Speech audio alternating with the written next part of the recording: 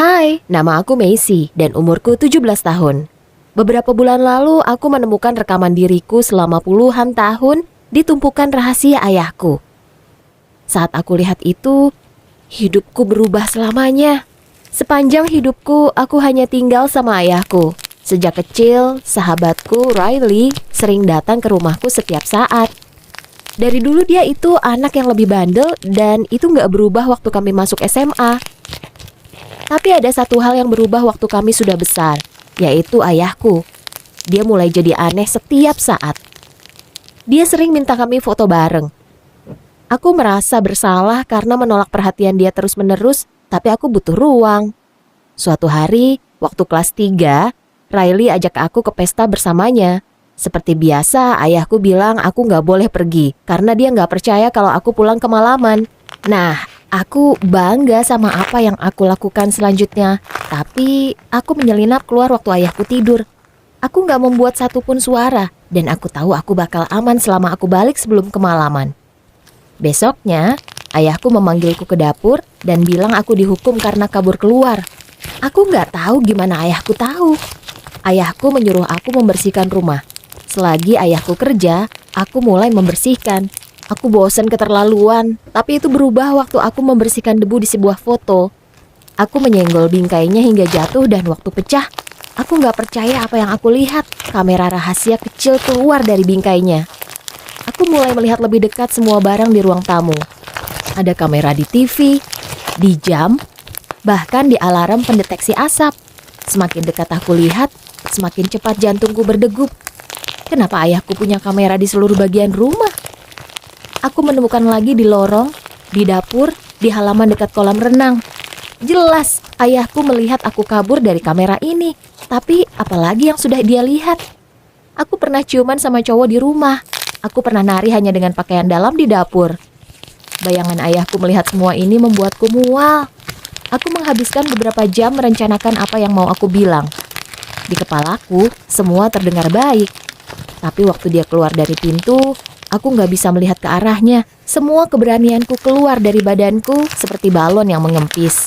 Aku gak berani menghadapinya. Besoknya, saat aku sedang bersih-bersih, aku melihat sesuatu yang akan merubah segalanya.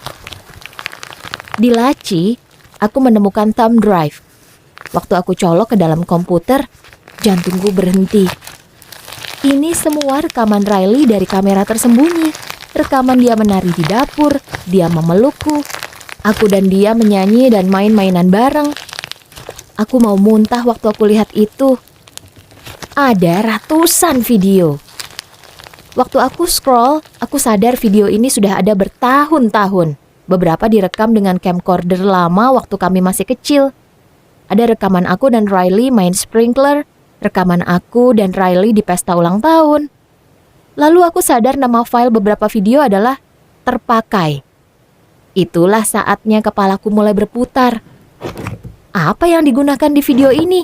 Aku mulai berpikir kalau mungkin ayah menjualnya atau post ini di suatu tempat. Kegelisahanku mulai meningkat. Aku merasa diriku penuh amarah, takut dan jijik. Aku bahkan gak mikir. Aku langsung naik mobil dan pergi ke rumah Riley. Saat aku tunjukkan rekamannya, dia langsung pucat pasi. Kami gak tahu apa yang dia lakukan dengan rekaman itu, tapi kami tahu apapun itu pasti gak bagus. Dia yakin kalau ayahku pasti jual rekamannya di suatu website. Dan makin sering dia bilang gitu, aku jadi makin percaya. Kami pikir kami gak bisa diam saja dengan foto ini. Kami harus melakukan sesuatu dan kami harus lakukan itu sekarang. Dengan penuh amarah, kami pergi ke kantor ayahku. Perjalanan di lorong itu momen paling menegangkan dalam hidupku. Apa yang akan aku bilang padanya? Semua keteganganku hilang waktu aku lihat wajahnya. Semua ketakutan itu berubah jadi amarah. Aku mulai teriak ke dia, bertanya apa maksud dari rekaman mengerikan itu. Berapa lama dia memerhatikan aku? Semua orang di kantor menatap ke arah kami dan ayahku bergumam, berpikir apa yang harus dia bilang. Aku tahu aku mungkin menghancurkan hidupnya, tapi aku gak bisa berhenti. Air mata mengalir di pipiku. Orang-orang bisa dengar teriakanku dari kejauhan. Waktu aku berhenti berteriak beberapa saat, Semua orang di kantor melihat ayahku dengan jijik. Mereka saling berbisik satu sama lain. Beberapa bahkan mendekatiku untuk menenangkan dan mendukungku. Waktu ayahku mau mengajakku keluar gedung untuk bicara, rekan kerjanya menaruh kursi di depan pintunya, jadi ayahku nggak bisa pergi. Sekarang ayahku menangis. Dia memohon semua orang untuk mendengarkannya. Tapi setelah semua yang aku bilang, nggak ada yang mau mendengarkannya. Salah satu rekannya menghubungi polisi. Awalnya aku nggak mau melibatkan mereka. Tapi aku sadar kalau ayahku memang menyimpan rekaman kami. Dia perlu bicara sama mereka. Beberapa menit kemudian, polisi menggedor pintu untuk masuk dan berbicara dengan ayahku. Mereka menanggapi hal ini dengan sangat serius. Tidak ada keraguan sama sekali waktu mereka masuk. Mereka menahan ayahku ke lantai dan memborgolnya. Aku nggak tega. Aku menutup mataku dan balik badan. Sedih karena hidupku bisa ada di titik ini. Kalau ayahku masuk penjara, apa yang terjadi padaku? Ayahku yang tergeletak di lantai sambil diborgol memohon pada polisi untuk mendengarkannya. Dia bilang ini semua salah paham. Ayahku bilang dia perlu menunjukkan kami apa gunanya rekaman itu. Dengan ragu, polisi memperbolehkan ayahku berdiri dan mengarahkannya ke laptop. Dia bilang ke polisi untuk klik video bertuliskan wisuda. Waktu dinyalakan di layar, aku bingung banget. Itu rekaman aku dan Riley bermain saat kecil dan perlahan menunjukkan kami tumbuh bersama. Rekaman ini dimainkan bersama dengan musik dan puisi yang manis mengenai tumbuh dewasa dan pentingnya pertemanan. Sesaat, aku lupa kalau rekaman itu diambil dengan kamera rahasia. Pandanganku lekat pada layar laptop dan aku hanya bisa menonton perjalanan hidupku bersama sahabatku di sisiku. Ayahku menjelaskan kalau dia merekam kami bertahun-tahun untuk membuat video wisuda untuk kami. Dia melihat Riley bagi anaknya sendiri. Dia tahu saat wisuda, aku akan sedih karena ibuku nggak ada di sana. Jadi dia memikirkan ide ini bertahun-tahun lalu.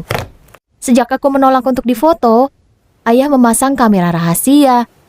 Dia tahu itu salah, tapi dia nggak mau rekaman bertahun-tahun ini hilang begitu saja.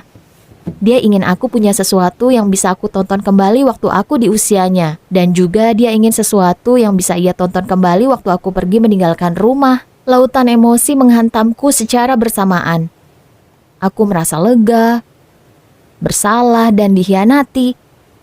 Polisi bilang ayahku harus menurunkan kameranya. Merekam orang tanpa pengetahuan mereka itu tidak benar. Mereka melepas borgol ayah dan pergi waktu menyadari kalau ini memang hanya salah paham. Aku menjelaskan ke ayah kalau dia telah melanggar privasiku. Aku manusia yang punya hak untuk memilih kapan dan di mana aku mau difoto. Ayahku meminta maaf dan memelukku. Dia tahu yang dia lakukan salah dan dia minta maaf karena melakukan itu. Untungnya, semua orang di kantor meminta maaf pada ayahku. Ayah bilang dia nggak menyalahkan mereka dan dia bersyukur mereka berusaha membantuku atau itu yang mereka kira. Aku harap aku bicara dengan ayahku lebih awal tentang hal ini dan aku harap dia bicara padaku lebih awal juga. Komunikasi itu penting dalam keluarga dan kami yang nggak berkomunikasi hampir membuat semuanya hancur. Sekarang, aku dan ayahku sangat terbuka tentang semuanya dan hubungan kami menjadi amat sangat baik.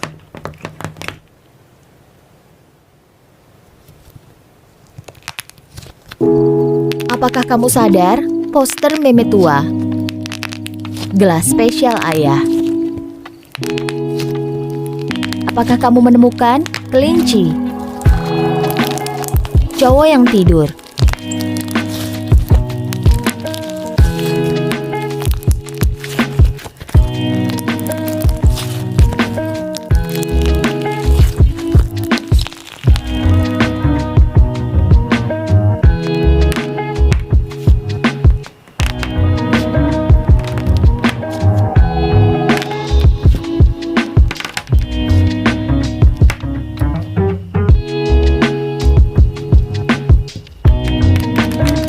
Suka cerita tadi? Jangan lupa untuk like, komen, dan subscribe pada channel kami karena ada video baru setiap minggunya.